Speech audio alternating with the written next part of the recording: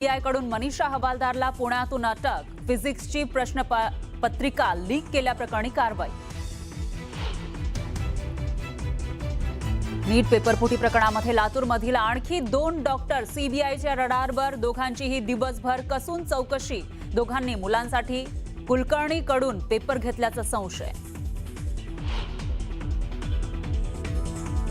नाशिकच्या आयटी कंपनीमधील धर्मांतरण प्रकरणी पहिल्या गुन्ह्यात न्यायालयात 1,500 पानांचं दोषारोपपत्र दाखल. दानिश शेख, तौसिफ अत्तार, निदा खानसह एमआयएम नगरसेवक मतीन माजिद पटेल विरोधात आरोपपत्र. उद्धव ठाकरेंचा बच्चू कडूंवर प्रहार. घरात बोलावलं आणि मंत्री केलं हे चुकलं. जे लोभापायी गेले त्यांना जाऊ द्या. कार्यकर्ते माझ्या सोबत आहेत याचा आनंद, असं म्हणत लगावला टोला. कॉक्रोच जनता पार्टी आली तपास यंत्रणांच्या रडारवर. विविध नावांनी कॉक्रोच जनता पार्टीचा अकाउंट. काही टेलिग्राम ग्रुप्समध्ये परदेशी युजर्सचा सहभाग. पाकिस्तानशी संबंधित काही अकाउंटची तपासणी. छत्रपती शिवाजी महाराज अंगात येत असल्याचा बनाव करून भोंदूकडून अत्याचार. सांगलीच्या विटामधील धक्कादायक घटना. आरोपी भोंदूला अटक.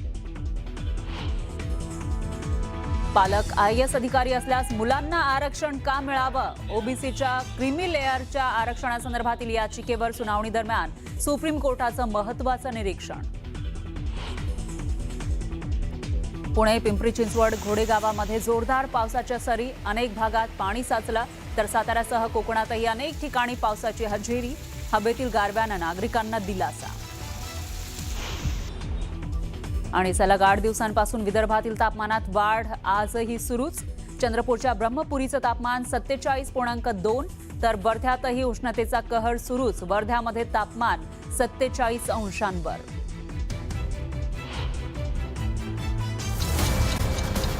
पुन्हा एकदा स्वागत. तुम्ही पाहताय बडे मुद्दे. टीसीएस धर्मांतर प्रकरणी पहिल्या गुन्ह्यात नाशिक रोड न्यायालयात दोषारोपपत्र दाखल झालंय. 1500 पानांचं दोषारोपपत्र करण्यात आलंय. देवळाली कॅम्प पोलीस ठाण्यात दाखल या गुन्ह्यात हे दोषारोपपत्र दाखल करण्यात आले. दानिश एजाज शेख, तौसिफ बिलाल अत्तार, निदा एजाज खान यासह एमआयएम नगरसेवक मतीन माजिद पटेल यांच्या विरोधात हे आरोपपत्र आहे. एसआयटीनं 17 साक्षीदारांचे जबाब नोंदवले. तांत्रिक आणि डिजिटल इतर पुरावे पोलिसांच्या हाती लागले. त्या आधारे हे दोषारोपपत्र दाखल करण्यात आलं. लक्ष्मण घाटोळ आपले प्रतिनिधी आहेत आपल्यासोबत. लक्ष्मण, या आरोपपत्राच्या नंतर, दोषारोपपत्राच्या नंतर अनेक बाबी समोर आलेल्या असतील. मोडस ऑफ ऑपरेंडी काय होती, कशी होती, काय तपशील आहेत यातले? विलास, खरं तर राज्यभरामध्ये हे प्रकरण गाजलेले होतं. टीसीएस धर्मांतर प्रकरण. या प्रकरणामध्ये आतापर्यंत 15हून अधिक साक्षीदार नाशिक पोलिसांनी आणि एसआयटीच्या अधिकाऱ्यांनी तपासलेले होते. या सगळ्या प्रकरणात एसआयटीची स्थापना करण्यात आलेली होती. मात्र आता या प्रकरणामधलं जे दोषारोपपत्र आहे ते आज न्यायालयामध्ये सादर करण्यात आलेलं आहे. जवळपास 1500 पानांचं हे दोषारोपपत्र आहे. यामध्ये प्रामुख्यानं जो पहिला गुन्हा नाशिकच्या देवळाली पोलीस ठाण्यामध्ये दाखल झालेला होता, हा गुन्हा केवळ लैंगिक शोषणाचाच नव्हता, तर त्यामध्ये बलात्कार आणि धार्मिक भावना दुखावणे अशा स्वरूपाची देखील. त्यामुळे या प्रकरणाला अतिशय गंभीर अशा स्वरूपाचं वळण जे आहे ते पुढच्या काळामध्ये तपासामध्ये लागल्याचं आपण सबंध महाराष्ट्राने मध्ये अनेक राजकीय नेत्यांचा सहभाग जो आहे तो आढळून आला. ज्यामध्ये विशेषतः एमआयएमचे संभाजीनगरचे जे नगरसेवक आहे त्यांनी या प्रकरणातल्या एका आरोपीला आश्रय दिलेला होता. त्यामुळे त्यांना सुद्धा या आरोपी करण्यात आलेला आहे. धन्यवाद लक्ष्मण, तुम्ही दिलेल्या सगळ्या सविस्तर माहितीबद्दल. पावसानं हजेरी लावली आणि या भागात झालेल्या पावसानं नागरिकांना उकाड्यापासून काहीसा दिलासा दिला, तर काही प्रमाणामध्ये शेती पिकांचं नुकसान सुद्धा होण्याची शक्यता वर्तवली जाते. दृश्य आहेत आंबेगाव मधले. पुण्याच्या आंबेगाव मध्ये वळवाचा पाऊस झाला. मान्सून पूर्व पावसाच्या सरी कोसळल्या आणि त्यानंतर या ठिकाणी अगदी सगळे रस्ते जलमय झाल्याचं पाहायला मिळालं. मात्र उकाड्यानं नागरिक हैराण झाले होते. 3 दिवस गेले, काही दिवस उकाडा होता. त्यामुळे मात्र आता वातावरणात थंडावा पसरलेला आहे आणि पावसामुळे स्थानिकांना दिलासा मिळालाय.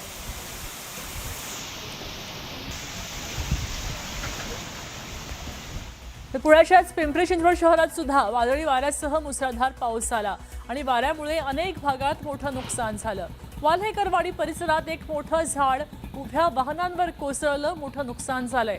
मात्र सुदैवानं यात कोणतीही जीवितहानी झाली नाही. दरम्यान भोसरी आणि मोशी परिसरात सुद्धा 2 ठिकाणी मोठी झाडं रस्त्यावर कोसळली. वाहतूक काही काळ पूर्णपणे ठप्प झाली.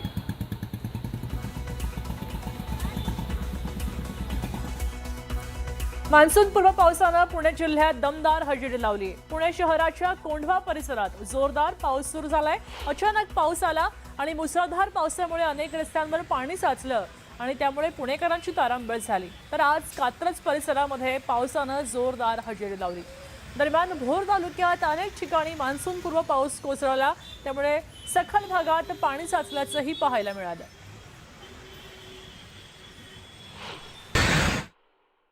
पुणे शहर आणि परिसरात दुपारनंतर विजांचा कडकडाट झाला. मुसळधार पाऊस झाला. शहरामध्ये काही भागात मुसळधार तर काही उपनगरात पावसाची संततधार लागली. हवामान खात्यानं पुणे शहराला येलो अलर्ट दिलेला होता. पावसाच्या जोरावर प्रवाहामुळे पुण्यामध्ये अनेक मुख्य रस्ते जलमय झालेत. यामुळे जनजीवन विस्कळीत झालंय आणि याबद्दल आढावा घेतलाय आमचे प्रतिनिधी अभिजित पोते यांनी. गेल्या काही दिवसांपासून उकाड्याने उन्हाने त्रस्त झालेल्या पुणेकरांना आज दुपारनंतर मात्र काहीसा दिलासा मिळालेला पाहायला मिळतोय. कारण गेल्या 1 ते 1.5 तासापासून पुणे शहरासह जिल्ह्यात मुसळधार पावसानं जी आहे ती हजेरी लावलेली पाहायला मिळते. मी सध्या पुण्यातल्या मॉडर्न कॉलनी परिसरात आहे. माझ्या मागं तुम्ही पाहताय की इथं देखील गेल्या अर्धा ते पाऊण तासापासून या सगळ्या परिसरात पावसानं जोरदार हजेरी जी आहे ती लावलेली पाहायला मिळते. खरं तर पुण्यातला कात्रज असेल, कोंढवा असेल, स्वारगेट असेल, या सगळ्या परिसरांमध्ये मुसळधार पाऊस जो आहे तो गेल्या 1 ते 1.5 तासापासून पडतोय आणि शहरातले अनेक रस्ते आता जलमय जे आहेत ते झालेले पाहायला मिळत आहेत. ही सगळे दृश्य तुम्ही पाहताय.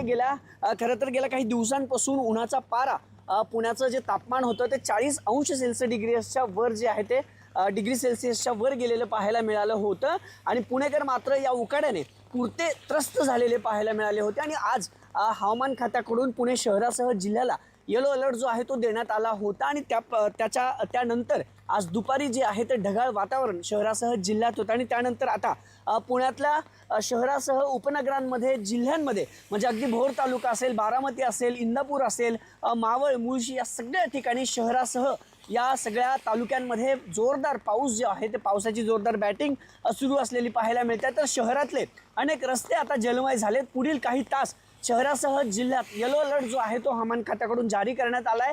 असाच मुसळधार पाऊस पुढील 2 तास शहरासह जिल्ह्यात असेल आणि घाटमाथ्यावर देखील रात्रीच्या सुमारास पुन्हा मुसळधार पावसाचा इशारा हवामान खात्याकडून आता देण्यात आलाय. पण गेल्या 1 तासापासून अचानक सुरू झालेल्या शहरातील पावसामुळे पुणेकरांची मात्र मोठी तारांबळ उडालेली पाहायला मिळते. अभिजित पोते, न्यूज 18 मराठी, पुणे. तर रायगड जिल्ह्यामध्ये कर्जत आणि खालापूर तालुक्यामध्ये अवकाळी पाऊस झाला. वळवाचा पाऊस झाला. जोरदार हजेरी लावली. विजांचा कडकडाट झाला. जोरदार वाराही सुटला आणि त्यानंतर अंधार पसरला. पावसामुळे उकाड्यानं हैराण झालेल्या नागरिकांना काही काळ दिलासा मिळालाय. खरा नागरिकांना सतर्क राहायचंही आवाहन केलेलं आहे.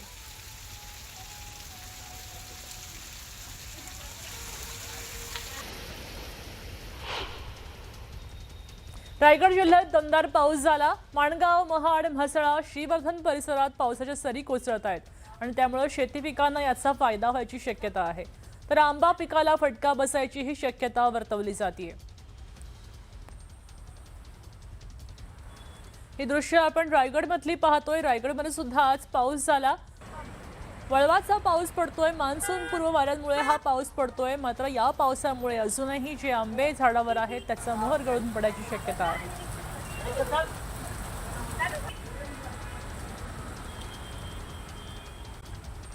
तर एक मोठी बातमी आहे. पुणे नाशिक महामार्गावरील चाकण मुख्य चौकामध्ये मुसळधार पावसानंतर मोठ्या प्रमाणामध्ये पाणी साचलं. साईड गटार तुंबल्यामुळे पाण्याचा निचरा झाला नाही आणि हे पाणी थेट महामार्गावर आलं. त्यामुळे वाहन चालकांना मोठा त्रास सहन करावा लागतोय. त्यामुळे परिसरामध्ये मोठी वाहतूक कोंडी झाली आहे. वाहनांच्या लांबच लांब रांगा लागलेल्या आहेत. आज शुक्रवार आहे, तशीही मोठ्या प्रमाणामध्ये ट्रॅफिक असते आणि त्यातच हे पाणी साचल्यानं इथं वाहन चालकांना त्रास सहन करावा लागतोय. दरम्यान जोरदार पावसामुळे काही ठिकाणी झाडंही कोसळली आहेत. त्यामुळे पुणे नाशिक महामार्गावरील वाहतूक विस्कळीत झालेली आहे. प्रशासनाकडून परिस्थिती नियंत्रणात आणण्याचे प्रयत्न सुरू आहेत.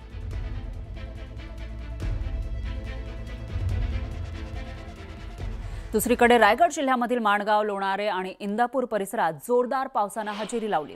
गेल्या काही दिवसांपासूनच्या उकाड्यानंतर पावसामुळे नागरिकांना काहीसा दिलासा मिळाला. पण या पावसाचा फटका वाहतुकीला बसलेला आहे. मुंबई गोवा महामार्गावरील माणगाव परिसरात 2 ते 3 तास वाहतूक संथ गतीनं सुरू होती. वाहनांच्या लांबच लांब रांगा पाहायला मिळाल्या आणि त्यामुळे वाहन चालकांना मोठा मनस्ताप सहन करावा लागला.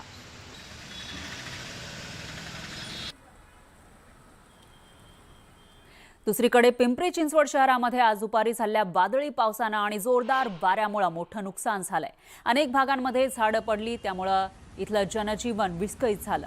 दरम्यान मुंबई बंगलोर महामार्गावर पावसाळ्यापूर्वीची कामं सुरू असतानाच अचानक झालेल्या या पावसामुळे वाकड इथली शनी मंदिराजवळ महामार्गावर मोठ्या प्रमाणामध्ये पाणी साचलं. यामुळे काही काळ नागरिकांची तारांबळ उडाली.